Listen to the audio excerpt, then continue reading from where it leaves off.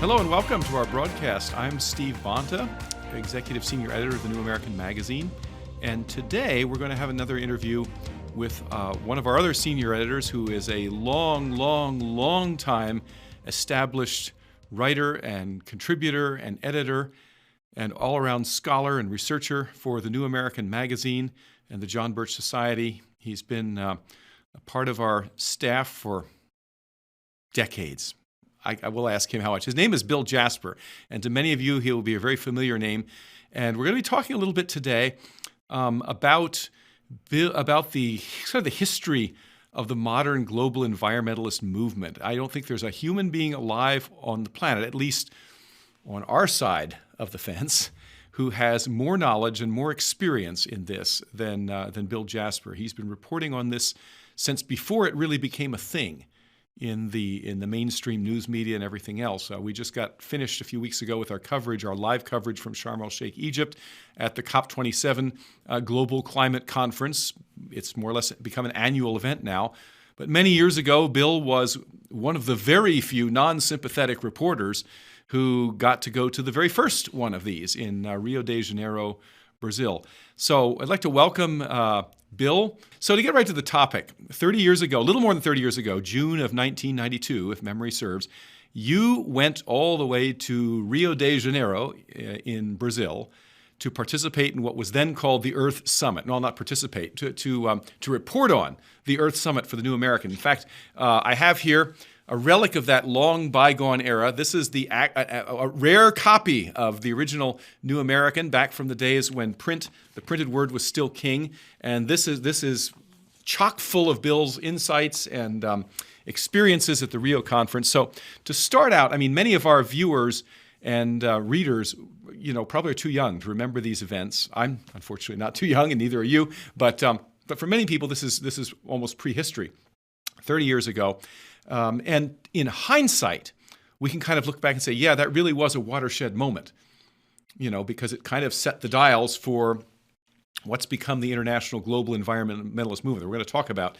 But a lot of people can't appreciate it. So why was this event so significant? Why was it perhaps a game changer in terms of the environmentalist movement, particularly the globalist environmentalist movement?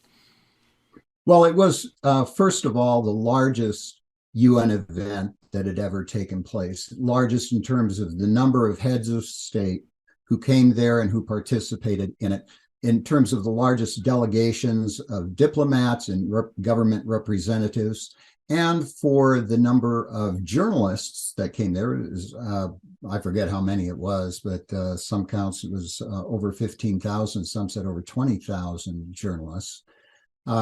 And then the thousands of NGO activists. This was really the birth of what has become known as civil society, the civil society movement, which brought together activists from all over the world, and including specifically as one might expect, all of the big green organizations, Sierra Club, National Environmental Defense Fund, all of those groups. But it was not only relegated to them. All the Aboriginal groups, indigenous grievance groups were there as well. And so this was a huge moment. It actually went on for several weeks. I was there for over a week for the culmination of it. And that's when most of the journalists and most of the heads of state and our Senate delegation, et cetera, went there. And so this was, as the Secretary General of the conference, the chairman of the conference, Maurice Strong, said at the end of the conference, he says, even though we didn't get everything solidified, put in place, this is a launching pad for the future, for the environmentalist movement. And it really was. As with the current or the most recent COP27 in Sharm el-Sheikh, Egypt, which Alex Newman and our other reporters covered extensively. You did, and Daniel Natal as well. At the end of the summit, there were lots of people expressing disappointment that not enough had been done. It was the same in Rio, but a lot had been done. It was a launch pad, and they intended to build on it, and over the last several decades, they have. And what they have built has been an increasing empowerment of the United Nations, legislative, executive, judicially, with all of these new treaties and agreements and programs that they've developed. Well, now, when you say empowerment, a lot of people who are at least moderately informed about the United Nations system and maybe follow the news enough to know about these periodic international conferences that take place where people get together and sign non-binding resolutions and protocols and things like this. But then they say, well, this is just grandstanding. It's really, these are amusing antics, eyewash for the masses. But because the United Nations and all these affiliate organizations and there have been a number that were created specifically for the purpose of tracking the progress of the global environmentalist agenda, as you know, but they don't really have any enforcement power. They can't really make real laws. They don't really affect me personally. So I don't see what all the fuss is about, they say. What would you answer to that? Well, I would have to say the same thing that I said. In fact, I won't mention his name, but a very nationally prominent radio talk show host, right as I went on tour in 1992, after I came back from the Earth Summit and I finished my book, Global Tyranny, Step by Step, the United Nations and the Emerging New World Order. I was on a national speaking tour, all the major cities, and on a lot of radio and television shows, but one prominent radio talk show host, conservative, who has since grabbed a hold of Agenda 21, Agenda 2030 as a major issue and is screaming about it all the time. At the time, 30 years ago, when I was on his show, he said, well, Mr. Jasper, yes, you're talking about this Agenda 21 thing and how it plans to regiment all aspects of our lives. It says to control all of humanity, every person on Earth, in terms of all of your carbon footprint and all of your ecological activities. He said, that's what they do at United Nations things. They just bloviate and make a lot of pronouncements, but nothing ever comes of it. So I think you're a little bit exaggerated in your concern about this. And I told him, well, I said, you look at the agreements that were signed, all of the people at the UN who are at the higher levels, from Maurice Strong and later Mikhail Gorbachev and whatnot, said that, look, these are laying foundation documents that we will build on, and we will change soft law, which some of these treaties are, gradually into hard law as new institutions are built.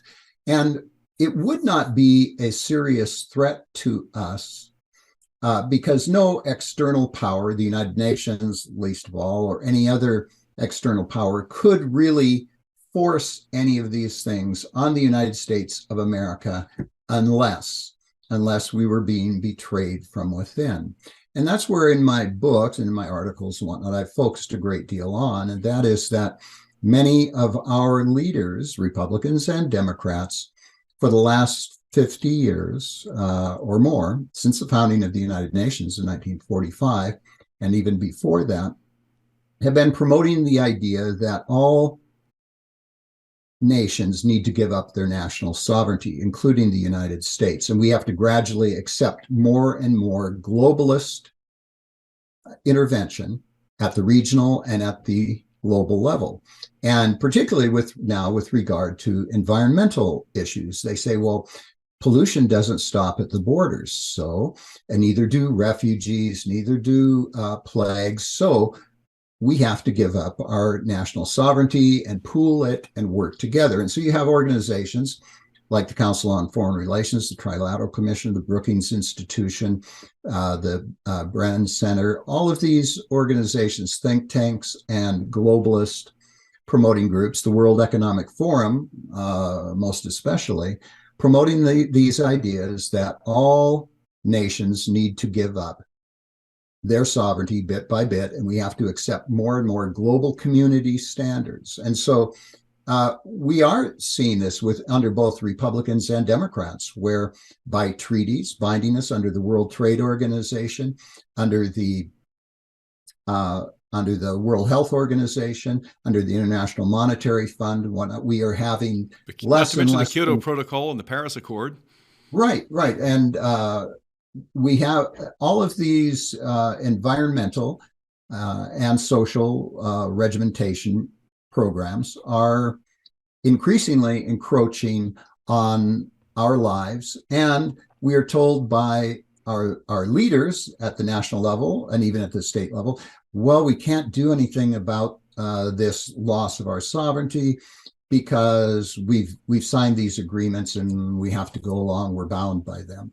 And we're going to be hearing more and more of that. And that's why we have been sounding this alarm for so long and so steadily, because there will come a point, if we do not resist in time, where resistance will be futile. Well, and I mean, most Americans today are perhaps unaware of it, but the high price of fuel that you're seeing at the gas pump is caused in part by inflationary policies at the Fed and so forth. We know this.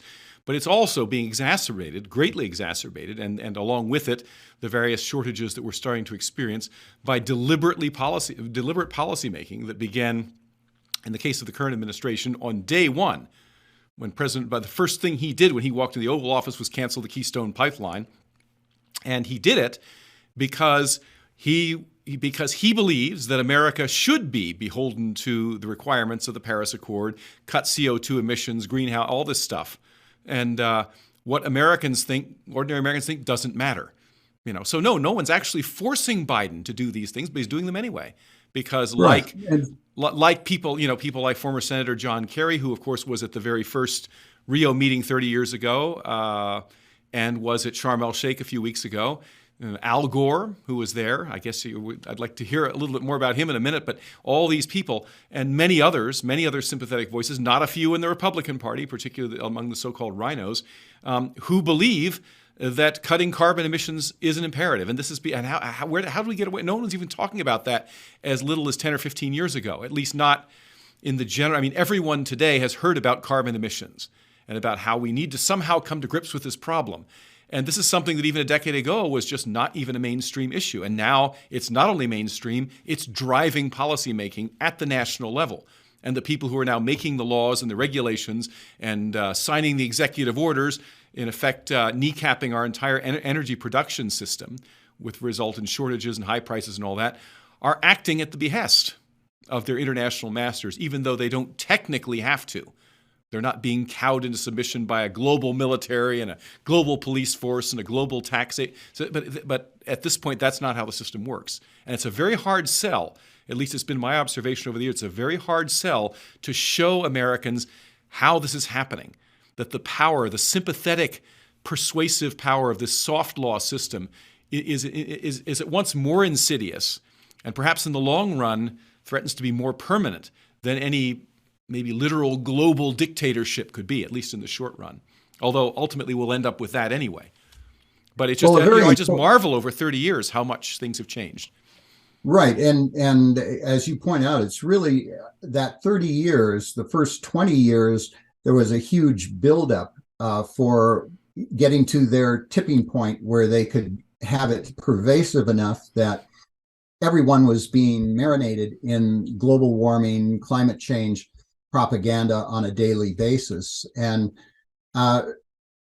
so that was 30 years ago when I was at the Earth Summit. But people need to realize it didn't even begin then. The architects that brought together the UNCED, the UN Conference on Environment and Development, known as the Earth Summit, had really launched the plans for that 20 years before in Stockholm, 1972, when they had their Global Commission on Sustainable Development. And they had a conference there then, and they made plans. This is where the Rockefeller Foundation, Ford Foundation, all of the big foundations were supporting this. And Maurice Strong was one of the key individuals on that Commission on Global Governance. Right. Harlan Brundtland was another one.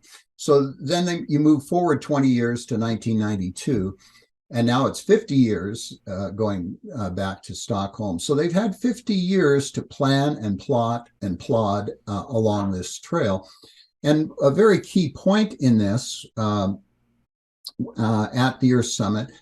I mentioned in my book, and I think maybe in my article, there were two big books that were required reading from everybody who went down there Right. to Rio. One was Al Gore's Earth in the Balance. The other one was Changing Course, Hmm.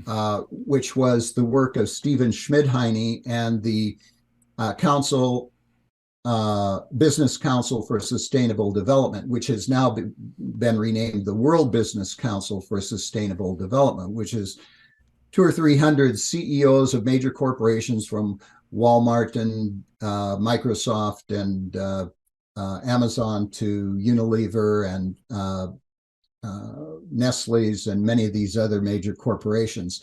And they launched clear back then at that time this whole idea of carbon accounting, price accounting, and Right. changing the whole way we discuss economics. And then just 2 years ago, in 2020, the World Economic Forum, which was Klaus Schwab of the World Economic Forum, he's one that got Maurice Strong put on as the head of the council there, the Earth Summit in Rio de Oh, Janeiro. really? Yes, Okay. so That's very interesting. that came out just recently in one of the reminiscences of Klaus Schwab Was he and was of he Maurice bald even Strong. back then, do you think? I think so. I think so. He was born that way, One um, suspects sort of like an or evil or Charlie Brown or something. or beamed down from an alien spaceship that Hmm. way. I should say. But without that promotion by the business community, meaning the globalist business community, the all of the billionaire jet setters that take their private jets into Davos every year for uh, their caviar and champagne gab fests, in which they lecture the rest of the world, particularly the middle class, the gluttonous middle class, that we have to get rid of our air conditioning and our cars and et cetera, while they fly around the globe and live their luxurious lifestyles. That this was the same thing that we saw at Rio, where all these people came to Rio. Every one of these UN fests that I've been to, it is uh, an orgy of hypocrisy. There, you Well, have all the take us business back for a people. minute, Bill. I'm just curious about the events in 1992. You described them very vividly in the magazine. And in fact, we're going to reprint most of your article we have in the special issue. And there's a very, very colorful account of some of the people who were there. But I mean, you got to meet and interact with Mr. Saving the Planet himself, with Al Gore. Is that not correct? Yes, well, Al Gore then was a senator. He led a U.S. Senate delegation uh, to Rio, Mm-hmm. and he was Republicans. It was bipartisan, right? It wasn't just was liberal bipartisan. Democrats. There were three of each, Hmm. but the only senator there who was really standing up for uh, American interests and for free enterprise and private property and the role of limited government versus the unlimited government being proposed there was Senator Stephen Sims from Idaho, who was my home state senator and whom I knew. And so I knew, being the only uh, dissident voice among the press corps, there was going to be a press conference of the senators at the Hilton Hotel by Ipanema Beach in Rio, and so it was a big room, a couple hundred reporters. I knew I would only get a chance to perhaps ask one or two questions, and that they'd try to just ignore me. So I asked Steve Sims. I had breakfast with him, and I said, "Hey, you got to help me out here. I'm going to get there early. I'm going to try to get a question with or two with Al Gore." And then I said, "But he's going to shut me down. So when you get up to give your talk, if you will recognize me." And so we worked out. So this was a conspiracy. People tell you this Ah. was a conspiracy reality. I admit. But it was a good conspiracy. And so when Al Gore I was able to pin him down with a couple of contradictions from his own book, Earth in the Balance. And he did, predictably, as I had said. He tried to evade me and say, no, I think you have it wrong. And I said, well, here it is right here. I'm reading from your book. And then he tried to evade it some more and went on to someone else. And so when Steve Sims got up, he did, as after he gave his talk, I was the first reporter he called, and I was able to ask him a question, which he answered very well. And then I redirected to Al Gore, and he again tried to evade me and suggest that I didn't have it accurately. And again, I had another passage from his book. And so anyway, he tried to brush that off, and he said, well, we'll talk afterwards. So after he took some more questions, and he finished up autographing books and whatnot, I pigeonholed him again and said, Senator, I'd like to resume our question on this. And he did it for about 10 seconds, and he got very nervous. And then he said, well, I've got to go. And he walked off. But what was very telling to me, and it didn't surprise me because I've been in these situations many times in many press conferences at the UN and at in Washington, D.C. and elsewhere. And that is this, the very, very clearly, the points that I was making from his book, it was clear he was evading and dodging his own words. None of the other reporters would jump in. Normally, if it's somebody they are opposed to, they see blood in the water and they're going to jump on this, and they will heckle and beset the speaker and pepper him with questions. Nobody would do that, of course, because they were all on the agenda, the narrative. They were all pushing for all of this, whether it was New York Times or AP or any of the other media folks that were there. Well, Bill, we're running short on time, but just one last question. I mean, we kind of presented this as something almost inexorable and irresistible that we've seen over 30 years or 50 years or however long the pedigree of this international movement can be traced back. This more or less irresistible progress toward some sort of global, environmental hegemon that is going to hold us all in thrall, if not us, then our grandchildren or whatever.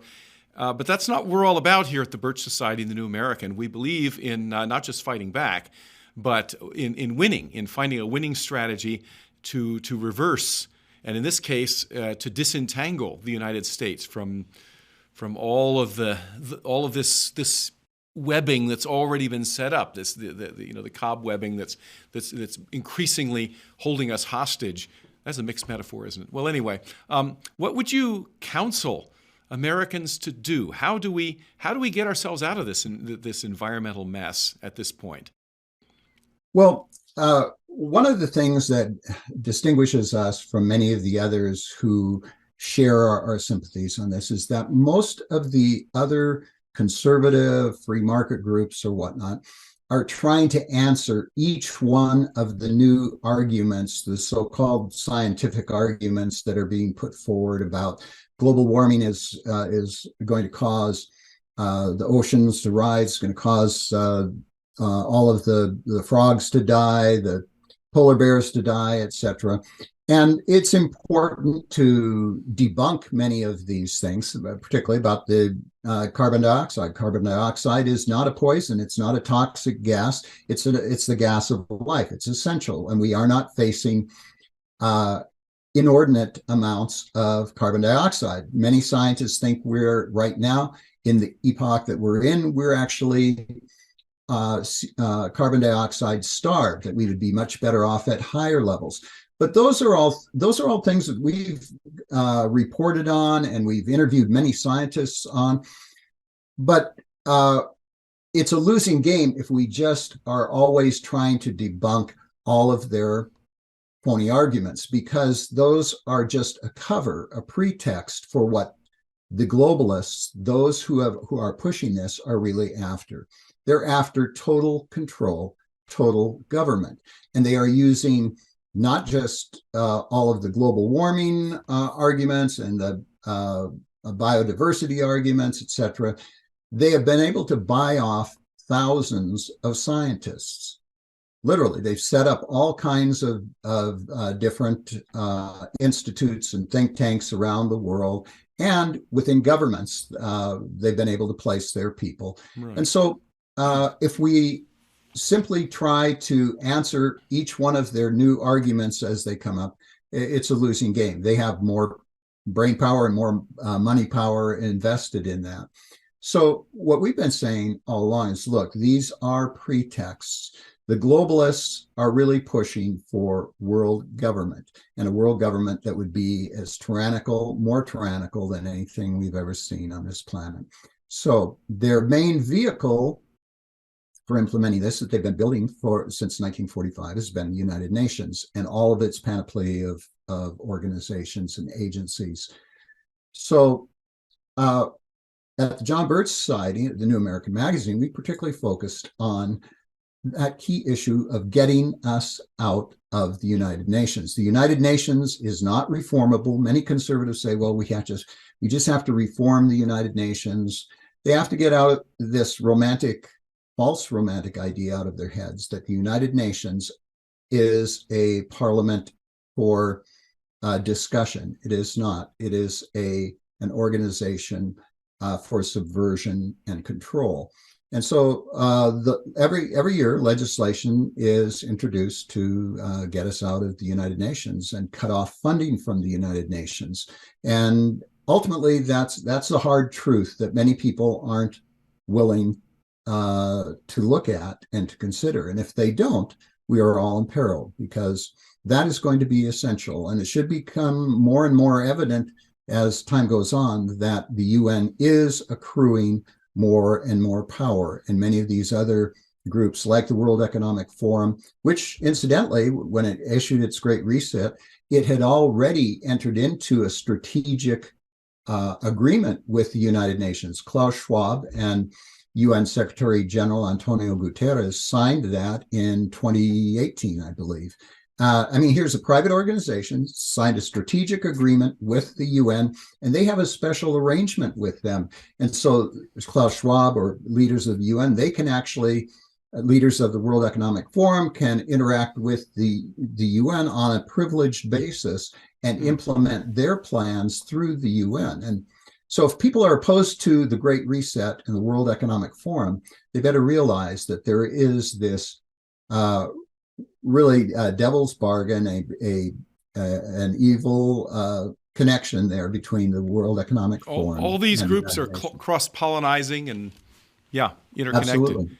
Well, hard words for many, Bill, but true, absolutely true. We need to get out of the United Nations, which means the entire United Nations system. So that would also encompass the World Trade Organization and many other things that go way beyond what we plan to talk about. International Monetary Fund, World Bank. Absolutely. And then we can get about the business of reforming our own. We also have many other issues to deal with. But well, thank you very much, Bill. This has been very, very interesting. I envy you your, in a sense anyway, your opportunity to be on the ground and and to have seen all these things firsthand over the years and all the wisdom that you've accumulated, and certainly your depth of understanding. You're second to none in terms of your comprehension of what has been called the New World Order. This drive to create a world government in all of its complexity. And so thank you very much, and I hope you don't get too much snow. And we'll talk to you again soon. Thank you, Steve. Been a pleasure. They say I'm part of a global plan. I don't think so. It's too hot, it's too cold. You know what? The weather changes. Here's the news, Dad. Nope. It's hard to tell what's real and what's fake these days. Ditch the fake news and always get the truth. Go to thenewamerican.com.